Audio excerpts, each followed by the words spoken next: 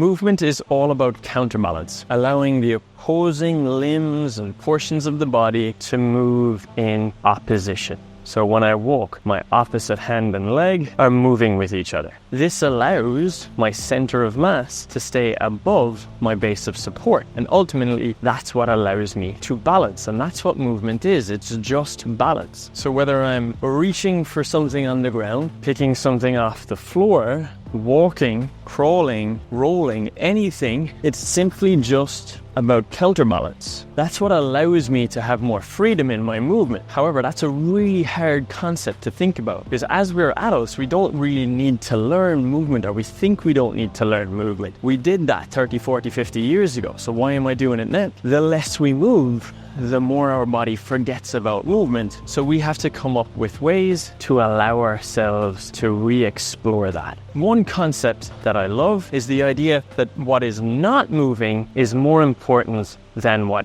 is moving. So let's say I'm trying to make funny shapes in a single leg position. You might think that I'm really focusing on the leg that's moving, the limbs that are moving, but instead what I'm trying to do is really focus on the leg that's on the ground. That's my support. By staying strong on this leg, it allows me freedom to move in different positions. Doesn't need to be complicated. When I walk, it's the supporting leg that allows me freedom to step forward. Same as when I run or crawl. It's the opposing supporting limbs that allow me freedom to reach. If I were to pick something off the ground and hinge my hips, it's the counterbalance between my hips and my head that allows me to keep the mass close to my own mass. And what's not moving then becomes really important. My feet, my spine, I want to keep those strong and stiff.